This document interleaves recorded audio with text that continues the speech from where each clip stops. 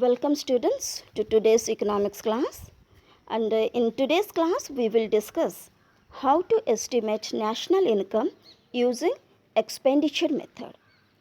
Now, to understand the various steps involved in calculation of national income using expenditure method, let us first define national income.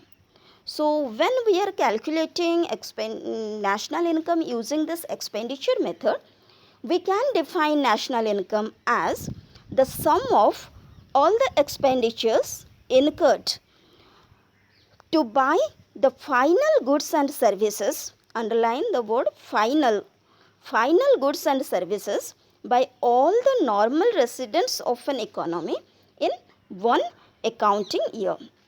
So here what we do, when we add all those final expenditures incurred by all the normal residents of an economy, the total will give us the total expenditure incurred by the normal residents in one accounting year, and it will be definitely equal to the total income of the normal residents, because as already we have discussed in triple identity that in an economy this identity exists, total income is equal to total expenditure. But before going to calculation of national income, in the first step of the expenditure method, we will calculate the total domestic expenditure incurred within the domestic territory of the economy, and from that part we will again arrive at the national income. Actually, whichever method we may use for calculation of national income, when we add its components, in the first step we get some aggregate related to national income, and from that aggregate we add or subtract its required components and we reach at the national income. In a product method, by applying the formula, we reach at gross domestic product at market price. In income method, we reach at net domestic product at factor cost.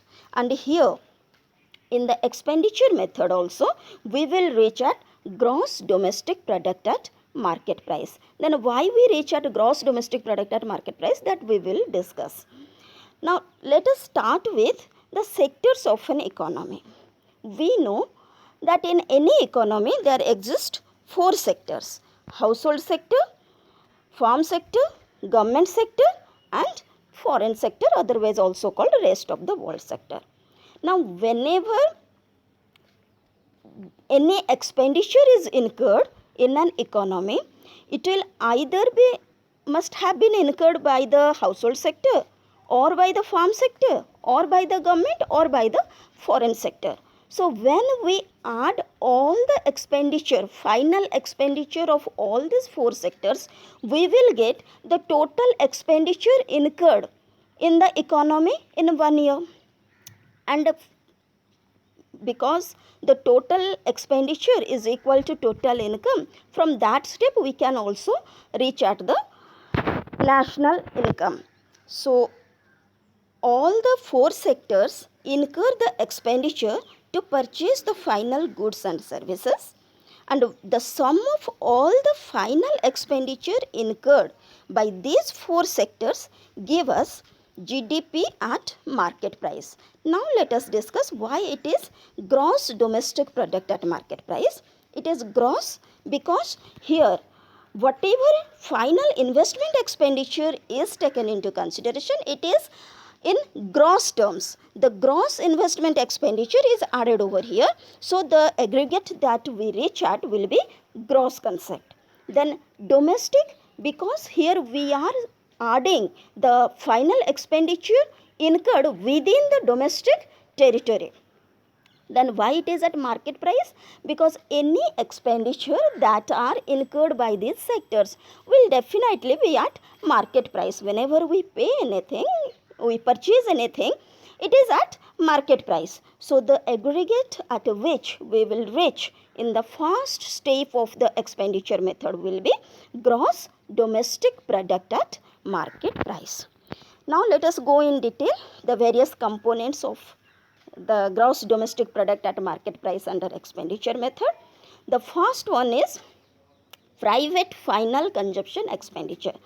The expenditure incurred by the household on a consumption, the final expenditure incurred by the household is known as your private final consumption expenditure, because it is consumption expenditure, so it is also in symbolically denoted as C. Then the second component, gross domestic capital formation.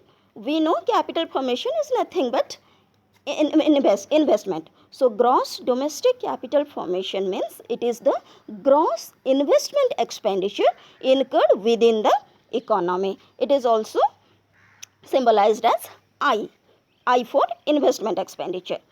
Then government final consumption expenditure. We know government is both a producing unit as well as a consuming unit. So whatever consumption expenditure, final consumption expenditure incurred by the government, that is denoted as Z, and it is the third component that we will have to earn to reach at GDP-MP. And the final one is the expenditure incurred by the foreign sector or the rest of the world sector, that is net export. That is how to calculate export. It is the net of export and import. That means export, value of export minus the value of import will give us the net export. So when we add all these components, C consumption expenditure, I investment expenditure, G government consumption expenditure, and net export, we will reach at GDP MP. Actually, while calculating the national income, you will be in the numericals. This private final consumption expenditure or final consumption expenditure by the household, they are given directly. Then government final consumption expenditure also you will find as a direct component given in the numericals. So also net export, either it will give directly the net value of net export, or it will give you export and import, and from that value of export and import you can calculate net export and add. But usually which is not directly given is gross domestic capital formation. So how to calculate this gross domestic capital formation if it is not given directly? If gross domestic capital formation is given, then you directly put the value. But if it is not given in that way, what you will have to do is, you will have to add its components. Gross domestic capital formation के दो components होते हैं.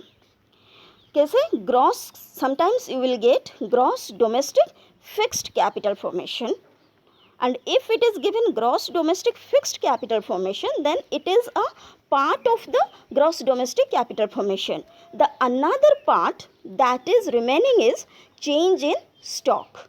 That means when you add gross domestic fixed capital formation with change in stock, you will reach at gross domestic capital formation. Here you have to see very carefully whether it is given gross domestic capital formation or gross domestic fixed capital formation. Once this term fixed capital formation term is there, then you will have to go for change in stock or change in inventory, because this change in stock or change in inventory is also a part of the gross domestic capital formation.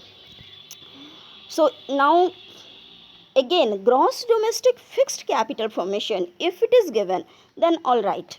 If not, if it is given net domestic fixed capital formation, obviously we will have to add depreciation to reach at the gross domestic fixed capital formation. If net concept is given and we have to calculate the gross, we have to add depreciation. So net domestic fixed capital formation plus depreciation will give you gross domestic fixed capital formation. Gross domestic fixed capital formation plus change in stock will give you gross domestic capital formation. And change in stock, it is directly given, no problem. If not given, all of us we know how to calculate change in stock. We will calculate it by using the formula closing stock minus opening stock. This thing all of us we know that closing stock minus opening stock will give us change in stock. So this is the procedure that we will have to follow to calculate gross domestic capital formation. Now once we add all these four components, that is private final consumption expenditure, that is the final consumption expenditure of the household, plus all the investment expenditure, that is gross domestic capital formation, then government final consumption expenditure and net export, we will reach at GDP at market price. But we will have to estimate national income. We know national income is net national product at factor cost. So from GDP-MP, step by step we will have to reach at net national product at factor cost. So from GDP-MP, when we subtract depreciation, we will reach at net domestic product at market price, we will reach at NDP-MP. And with NDP-MP, if we add net factor income from abroad, we will reach at net national product at market price.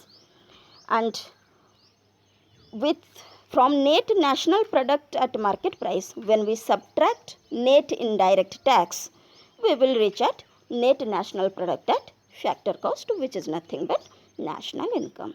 So this is the way by which we estimate